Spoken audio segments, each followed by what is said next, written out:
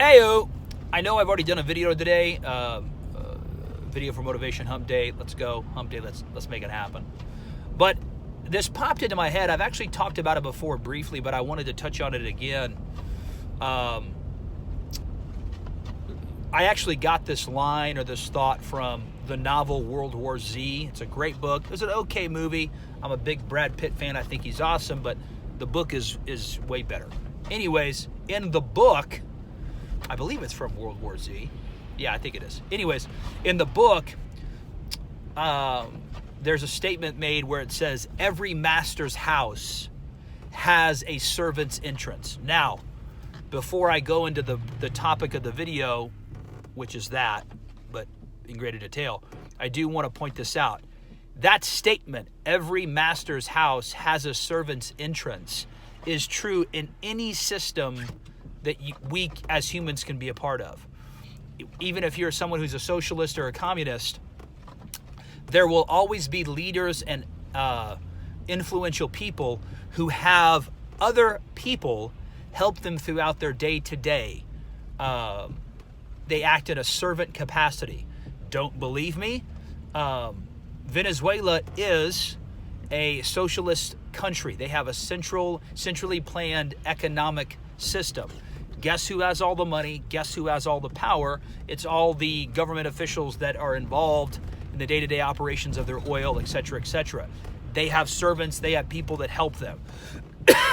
I got into a attic today, and I breathed in some fiberglass from the, I believe it was fiberglass. I don't know. Whatever. I breathed in some of that insulation. My lungs are a little itchy. Anyhow, any system you're in, there will always be leaders, there will always be the affluent, or there will be people that will occupy those positions that may not look the same as they do, say, in America, as they do in Venezuela. But trust me when I tell you, there will always be a master. There will always be a servant. I'll say that again. There will always be a master. There will always be a servant. There is no way around that. Okay? That's actually good. That's another video. We'll talk about that later. But back to my original statement. Every master's house has a servant's entrance. This is for someone who's trying to be a handyman or clean gutters or pressure wash, or maybe you're trying to start your own business as an electrician or a carpenter, whatever the case may be. You want to actually take on the role of a servant. You actually want to make yourself lower than the clientele you're reaching out for.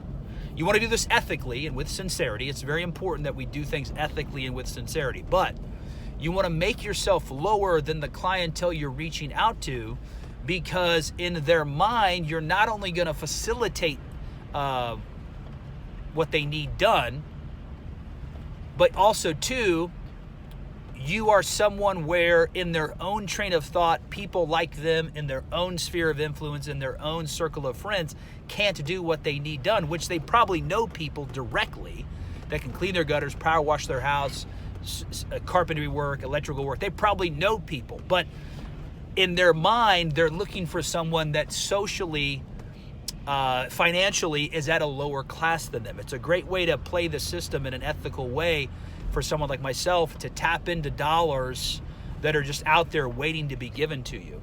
My point is this. I talked today with a very successful financial investment business owner in my hometown. I know a lot of the people in his staff. I know him. I said, hey, can I drop off some cards to you and your financial advisors? And he said, oh, that'd be great. He said, our customers are always asking for people that can do drywall or clean gutters. They're always asking for people that can do that. Now, it is just a referral thing. It is just a business card. It isn't necessarily a guarantee new crop of customers. But what it is though that business owner and his financial advisors that work for him, they deal predominantly with people who are either retired, older people, and or people who are on the back end of their working years, who probably shouldn't be climbing 25, 30 feet in the air to clean their gutters, who don't probably need to be power washing their house, who probably don't want to mow their yard, who probably don't want to haul junk away, who probably can't and shouldn't cut a tree down. By humbling myself to this individual who's extremely successful, 7-figure guy yearly, I'm not pumping myself. I'm tapping into that pipeline of money and cash, again, in an ethical way that will drastically increase my earnings simply because I'm making myself available in the manner of a servant, again, at the price that I dictate. They can say no, yes or no, whatever they want to do, but it's at my price on my schedule. But I'm making myself available to a business owner's clients where literally millions of dollars are flowing through this business owner's company every single day. They're housing millions of dollars and or managing millions of dollars. And these people who own the millions of dollars, this customer base, this clientele, they all have homeowner needs. They all have tasks that need to get done around the house that are perfectly situated for a handyman like myself to step up at an affordable rate that's still profitable for me, but easy for them to say yes to come in and do work for them. Guys, make yourself a servant. Every master's house has a servant's entrance. That's not mine. I got it from World War Z. I don't know where he got it from, but it is powerful. It is genius. Every master's house has a servant's entrance. Make yourself a servant.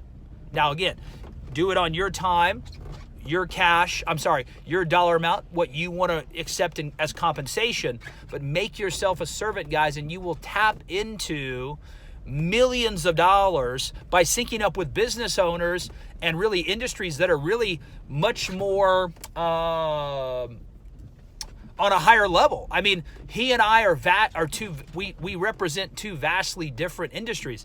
He manages finances. He manages people's retirement funds. He also helps young people, the ones that have the foresight, build retirement funds. Him and his employees that manage all of this money. He also helps build wealth. So here's a guy who is really in a more affluent career than mine. It's much less physical.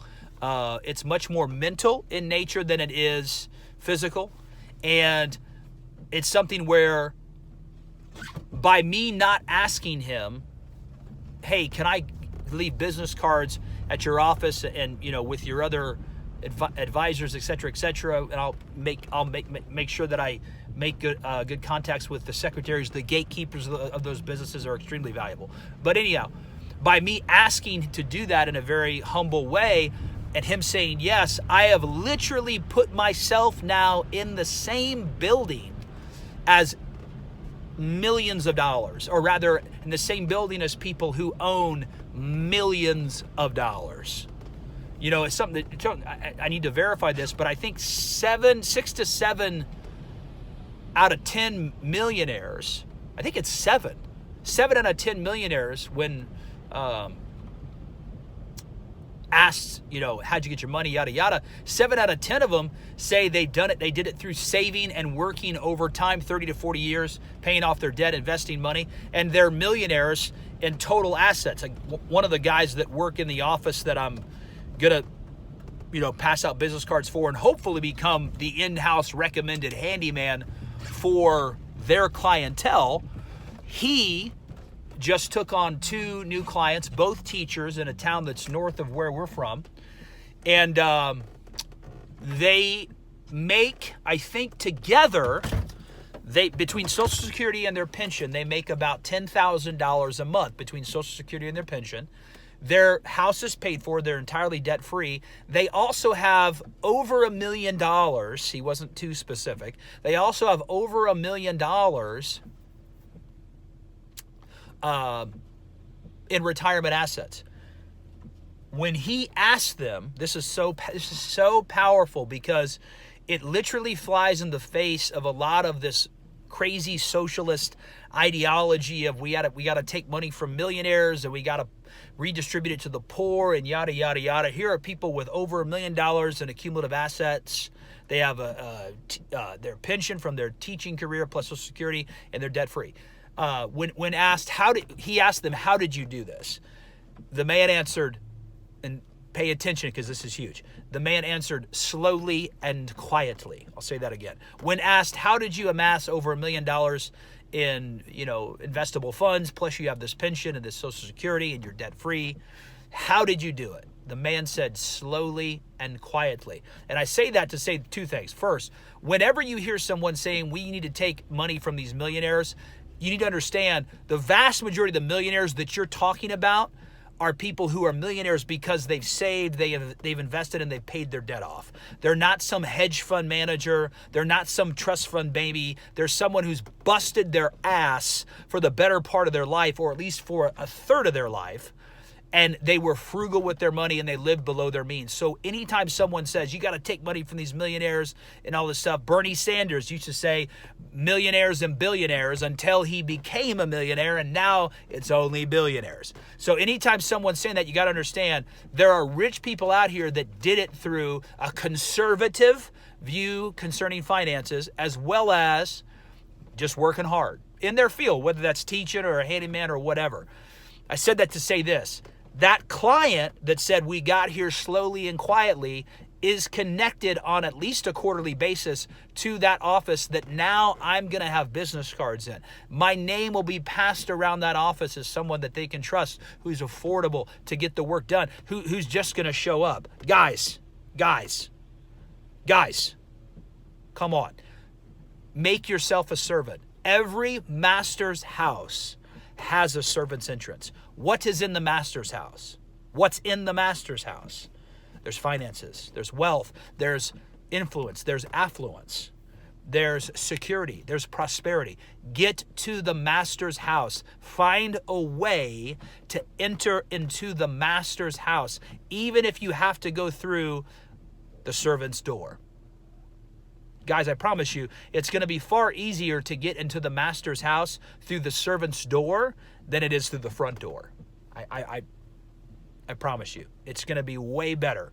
So get connected with a financial advisor, get connected with a real estate agent, get connected even with a doctor's office. I just gave my card to a podiatrist.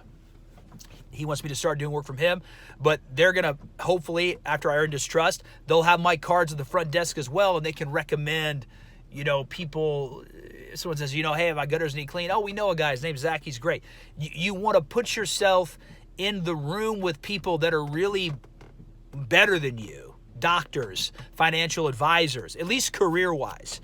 Obviously morally and internally they may not, but career-wise, they're vastly superior to me, and that's okay because I found my place where I'm free and successful serving those individuals.